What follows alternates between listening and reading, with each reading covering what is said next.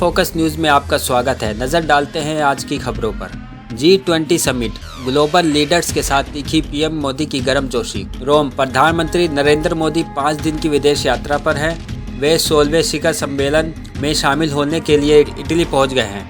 इस शिखर सम्मेलन में आतंकवाद, कोरोना, विकास और जलवायु परिवर्तन जैसे मुद्दों पर अहम चर्चा होनी है। G20 शिखर सम्मेलन में शामिल होने से पहले प्रधानमंत्री ने कई ग्लोबल लीडर्स से मुलाकात की। पीएमओ की तरफ से ट्वीट की गई तस्वीरों में उनकी साथी देशों से दोस्ती और नेताओं से गर्मजोशी साफ देखी जा सकती है। रोम में ग्लोबल लीडर्स की तस्वीर को साझा करते हुए पीएमओ ने G20 शिखर सम्मेलन को वैश्विक भलाई के लिए एक महत्वपूर्ण बहुपक्षीय मंच बताया।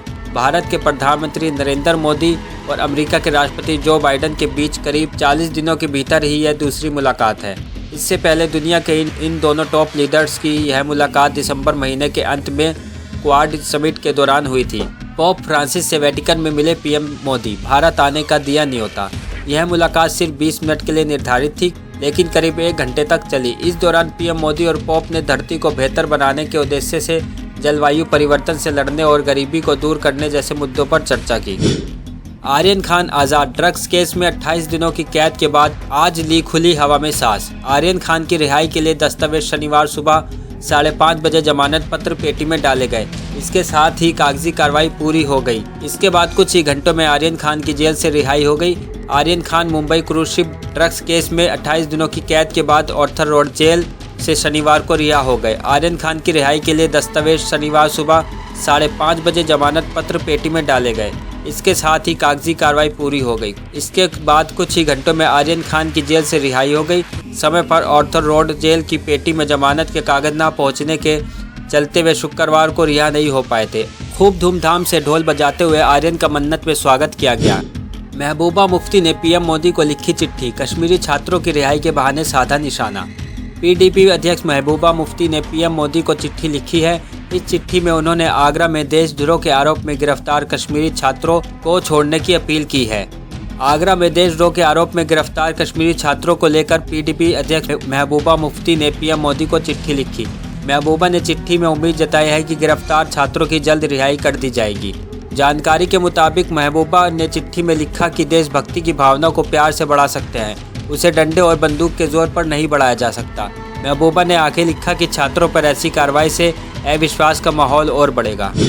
बीजेपी को अपना नारा बदलकर मेरा परिवार भागता परिवार करना पड़ेगा। अखिलेश यादव का सीएम योगी पर हमला।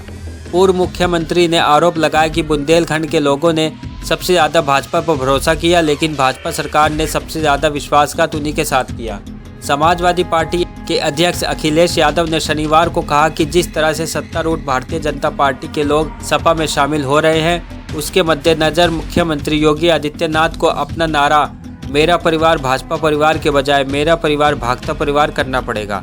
भाजपा विधायक राकेश राठौड़ और बहुजन समाज पार्टी से निलंबित 6 विधायकों के सपा में शामिल होने के अवसर पर यादव ने संवाददाताओं से कहा, राकेश राठौड़ जी के पार्टी में शामिल होने के बाद हो सकता है मुख्यमंत्री जी अपना नारा बदल दें, इसे मेरा परिवार भाजपा परिवार के बजाय मेरा परिवार भागता परिवार कर दें। किसान आंदोलन। गाजीपुर बॉर्डर से बैरिकेड हटाने के बाद आज भी सुचारू नहीं हुआ ट्रैफिक। किसान और यूपी पुलिस है वजह। यूपी गेट पर दिल्ली पुलिस द्वारा बैरिकेडिंग हटाने के बाद NH9 और दिल्ली मेरठ एक्सप्रेस वे से एम्बुलेंस के छोटे 4 पहिया वाहन निकल रहे हैं। इस दौरान SDM, ADM सिटी और SP सिटी सेकंड ने निरीक्षण किया। कृषि कानूनों के विरोध में दिल्ली की तमाम सीमाओं पर देश भर से आए किसान बीते 11 महीने से प्रदर्शन कर रहे हैं। बीते हफ्ते सड़क खाली करने को लेकर किए गए सुप्रीम कोर्ट के आदेश के बाद जहां किसानों ने कहा कि रास्ते उन्होंने नहीं बल्कि पुलिस ने बंद कर रखे हैं, वहीं दिल्ली पुलिस ने शुक्रवार को गाजीपुर बॉर्डर और टीकरी बॉर्डर पर लगी बैरिकेडिंग को हटा दिया। हालांकि इसके बाद भी शनिवार को गाजीपुर बॉर्डर से ट्रैफिक सुचारू रूप से नहीं चल सका। इसकी वजह है कि अभी भी किसानों ने मेन रोड पर टेंट लगाए हुए हैं और दूसरी तरफ यूपी पुलिस ने खोड़ा कॉलोनी के पास बैरिकेडिंग की हुई है। यही वजह है कि आज भी गाजीपुर बॉर्डर से ट्रैफिक सही से नहीं चल सका।